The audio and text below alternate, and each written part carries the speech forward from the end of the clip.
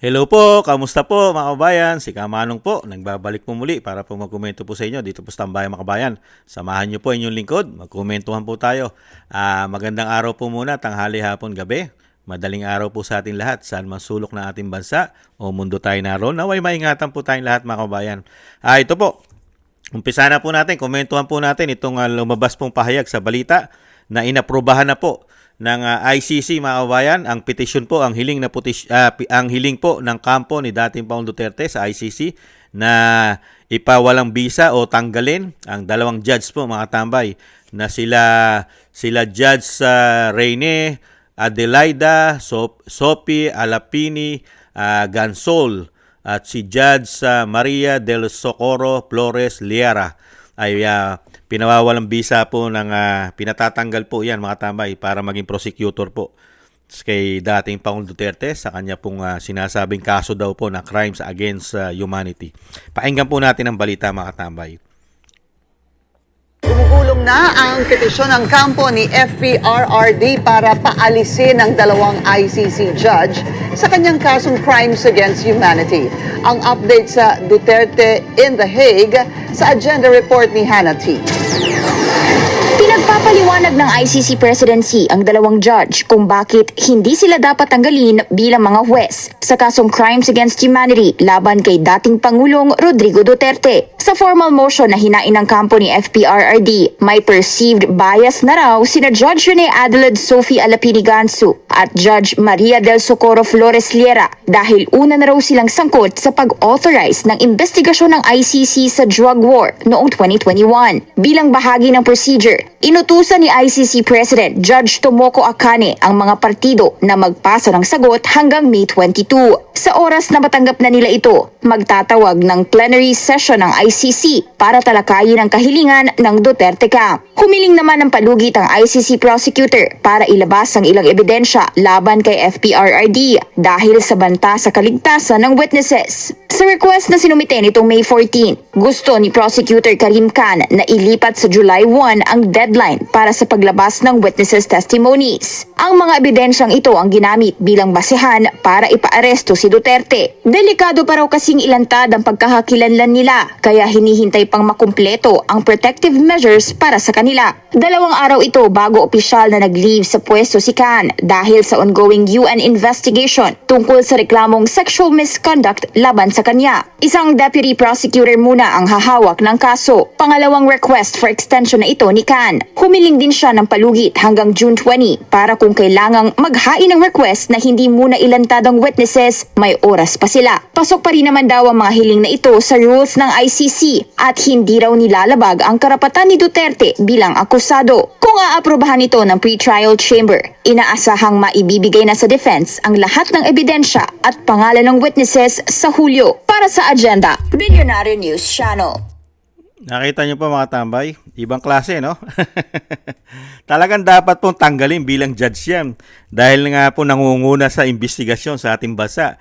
Pumunta po sa ating bansa yan para mag-imbestiga eh. Yung dalawang judge po, mga tambay, di po ba? Itong sila Judge Rene, saka si Judge Maria del Socorro. Yan, dalawang judge na yan. Pumunta po yan. Nangunguna po sa investigasyon yan. Nung kampanya po ng dating Pangulong Duterte. Di po ba? At itong 2021 na nabanggit, mga tambay. Di po ba? At ano po ang kredibilidad naman itong ni Karim Khan, mga tambay, para tumayo po chief prosecutor po dyan. Samantalang siya po iniimbestigahan ng United Nations sa kanya pong kaso. Lalo po sa kanyang sexual sex scandal, mga tambay. Di po ba? At nakakagulat lang po, ayaw pa nilang ilabas yung mga sinasabing mga witness dahil daw po kailangan pa ng proteksyon.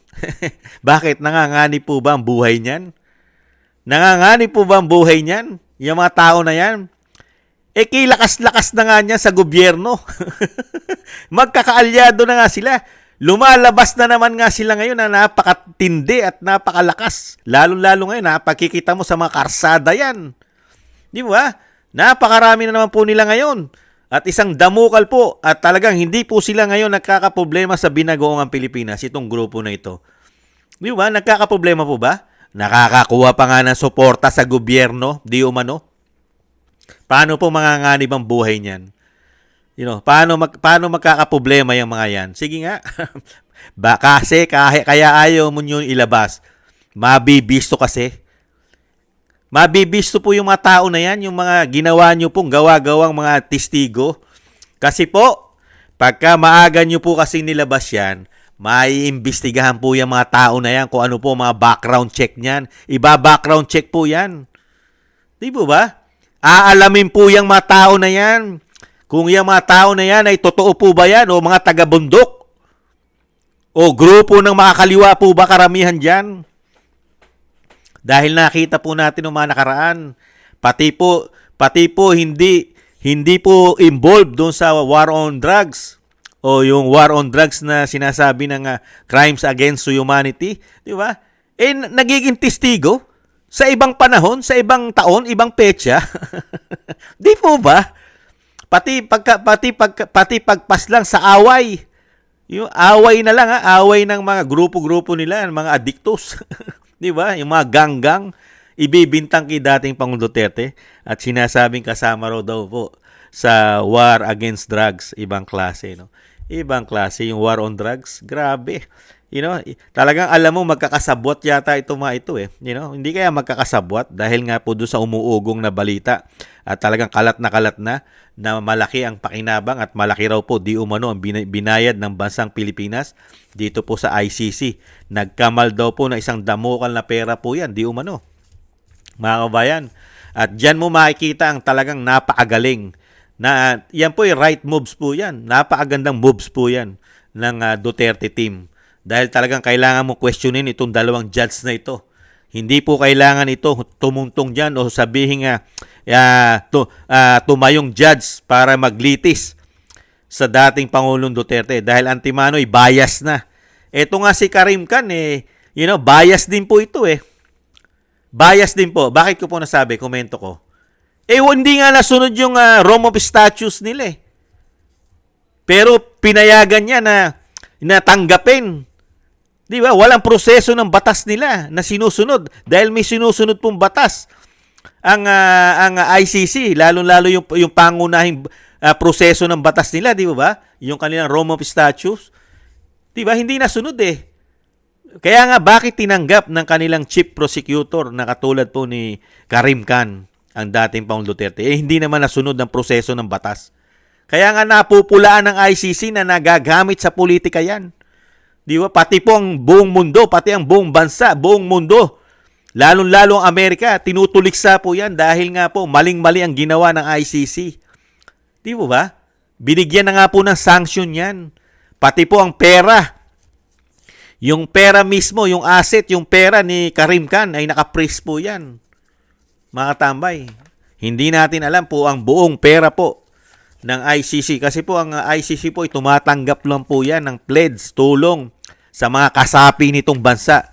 Pero ang ating bansa hindi na po kasapi. Hindi po tayo miyembro ng ICC. At tayo po ay matagal nang wala riyan. Hindi po ba? Kaya nga wala na silang jurisdiction sa atin. Kaya nga yung sinasabi nga po kahit ng Amerika, mali ang ginawang pagtanggap sa dating Pangulong Duterte dahil unang-una hindi tama ang ginawang proseso ng batas. Lalong-lalo po sa ating bansa. Hindi nasunod po ang proseso ng batas. Di po ba? Saan po lang ba dinala ang ating bansa, ang ating dating Pangulong Duterte? Kung ibabalik tanaw natin, di po ba kay General Torre lang? Siya po ang tumayong siya na po tumayong prosecutor. At siya na rin po ang tumayong korte. Si General Torre at si General Pajardo, silang dalawa. Di po ba? Kaya nga po, kidnapping ang lumabas dyan sa investigasyon. Kinidnap ng kapulisan. Kaya nga po, darating ang panahon, mabubulok po sa kulungan ang mga kumidnap dyan. At baka ma-impeach pa ang nag-utos dyan, ma-impeach at managot sa ating pong batas, mga kabayan. Kaya dito po, yung ginawa pong aksyon ng Duterte, ng legal counsel niya, sa pangunguna po ni Atty. Kapman, ay napakaganda po yun na questionin mo itong dalawang abogado na ito, itong dalawang judge na ito, natatayo po na mag-judge po sa dating Pangulong Duterte. Ito si Reyne Adelaida at si Maria Socorro. Mga tambay, napakahaba ng pangalan nito, mga kababayan. Kaya dito po sa nakikita natin, mga kababayan, yung bang pinoprotektahan mo samantalang wala ng power ang dating Pangulong Duterte para yan magkaproblema pa. Yung mga witness na yan, nakakagulat, Ang kapangyarihan wala na sa mga Duterte. Ang nanggigipit sa kanila ngayon ay ang gobyerno ng bansa. Nung pumasok ang binagoong ang Pilipinas at pumasok ang bagong Kongreso ng Senado at House of Representatives, diyan na po nag-umpisa lahat. Ang panggigipit diyan dahil nga po nahawakan nila ang kapangyarihan ng bansa. Kaya nga wala ng power ang dating Pangulong Duterte para magawa niya. At magawa pa yung sinasabi po ng ICC na kailangan na gawan pa o sinasabi secured na secured ang kanilang mga witness, mga kabayan. Kaya hindi pa nila maibigay sa depensa kung sino-sino itong mga witness nila. Ayaw pang ibigay sa mga depensa. Hindi pa hawak ng grupo o team Duterte ang mga pangalan ng kanila pong mga testigo. Dahil nga raw po ito ay delikado pa. Unbelievable. Delikado. Mas delikado po ang mga Duterte sa inyo. Hindi po yung mga testigo na yan. Yan po ay secured na secured. At meron po yang proteksyon yata sa binagoong ng Pilipinas, yung mga testigo na yan, mga kababayan. Yata, hindi natin alam. Dahil po ngayon nakita po natin, magkakasangga na po sila ngayon. Pati po yata ang makakaliwang grupo ay kasangga na nila lahat, mga kababayan. Pati yata mga drug lord yata ngayon, di umano. At mga smuggler, mga oligarko yata, at mga malalaking media yata, ay mga kasangga na yata nila ngayon para pabagsakin po ang pamilya Duterte. Hindi kaya? At nagamit din po ang ICC. Hindi kaya? Hindi kaya nagamit ang ICC dahil sa sinasabing umuugong na napakalaking pera ang ginamit dito para isuhol o ibayad kahit ang batas at proseso ng batas ay malabag. Kaya nga dapat yan, pauwiin na yan Kung talagang ang batas ay masusunod. Kaya lang, mga kababayan, komento ko, paano mo mapapauwi yun? Kayang labagin ng batas nila. Pagdating yata sa kumikinang, kung hindi pera, ginto. Kayang lamunin, kayang mabulag, kayang hindi sundin ng batas, pagka pera at ginto na yata ang pinag-uusapan. Di po ba, ICC, mga judge, sa pangunguna po ni Karim Khan, di po ba, may issue ng sex scandal yata? Di ba? Lalabas naman po katotohanan niya, mga tambay. Ganyan katitino ang mga ICC. Ganyan sila katitino ang International Criminal Court. Di naman nakita niyo po mga pagkatao nila. Kahit titino, hindi lumalabag sa human rights. Di po ba? Ibang klase, mga kabayan. Kung yung sinasabi nga natin, uulitin ko, kung ang batas po ang masusunod, matagal na pong bumalik sa Pilipinas ang dating Pangulong Duterte. Matagal na. Kasi lahat po ng proseso ng batas, hindi naman nila sinunod. Yung proseso ng batas ng ICC, hindi sinunod. Dahil sila po hindi pwedeng pumasok sa bansa natin nang hindi po ito pinangungunahan ng ating bansa. At wala pong kaso na nililitis ang dating Pangulong Duterte sa atin. Dapat po maglitis muna sa atin. Diba? Dahil may sarili po tayong soberenya. Meron tayong justice system. May judicial tayo. Diba? At yung ICC bago pumasok sa bansa, sila po kasi yung last resource. Sila po yung last resource lang, resources or resorts. Sila po kasi ang pinakahuli na pinakatatayo kung hindi na kaya ng bansa na litisin ang sinasabing katulad ni dating Pangulong Duterte. Saka pa lang sila papasok kung miyembro ka nito. Kung miyembro ka nito. Hindi ka naman miyembro. Wala na nga jurisdiction sa'yo dahil hindi ka miyembro. Kaya maraming sablay. Kaya lang, ang umiral po yata rito ay pera. May kasama pa yatang ginto, di umano. Kaya wala nang batas na sinusunod. Dahil ang umiral, di umano, pera. baka may kasama pang ginto dahil nawawala ang mga ginto yata natin sa Central Bank. Nagtatanong lang si Kamanong. Kaya lahat ng batas ay baliwala sa kanila dahil sa pera. May ginto pa yata, mga kabayan. Sana, dahil lang nangyayari po ngayon, naiipit na po ang ICC. Ipit na po sila sa kahihiyan eh. You know, bistado na po ang International Criminal Court sa ginawa nila sa dating Pangulong Duterte. Real talk. Totoo po yan. Dahil sa ginawa po nilang kapalpakan, lalong-lalo sa sinasabing sila'y International Criminal Court, pero sila ang number 1 hindi sumusunod sa proseso ng batas. Kahiya-hiya na po ang ICC. At lalo po silang kahiya-hiya dahil nakita po ng buong mundo kung paano po mahalin ng Pilipino, irespeto at igalang ang dating Pangulong Duterte.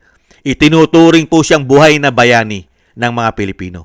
Sa katunayan, meron pang gaganapin na malawakang protesta. Pinuprotesta po. Ito po yung mangyayari sa buong mundo, lalong-lalo po yung mga may Pilipino tayo sa iba-ibang bansa. Inaayos na po ang mga gagamitin pong permit para po yung malawakang rally. Ipapahiwatig po sa buong mundo ang ginawa po ng ating gobyerno na may Pangulo tayong bangag di umano at ang ginawa po ng ICC sa pangunguna ni Karim Khan. Yan po, makikita po ng buong mundo yan kung gaano po ang ginawa nilang pamumulitika gamit ang ICC sa isang dating Pangulong Duterte na walang nililitis na kaso o sinampaman lang silang kaso sa sinasabing crimes against humanity o yung sinasabing drugs, yung war against drugs o war on drugs. Wala. Di po ba? Sa ICC lang nila sinampa. Gamit pa ang makakaliwang grupo yata, mga kababayan. Kaya kahiya-hiya po ito. Sa darating na kaarawan ng Vice President, ay talagang hindi po siya magse-celebrate at ilalaan niya po ito sa buong mundo para ipaiwatig ng dating Pangulong Duterte ay kinidnap ng sarili nating bansa at tinanggap naman ng tinatawag na International Criminal Court. Pare-parehas po ngayon mapapahiya ang ating bansa at ang International Criminal Court, mga kababayan.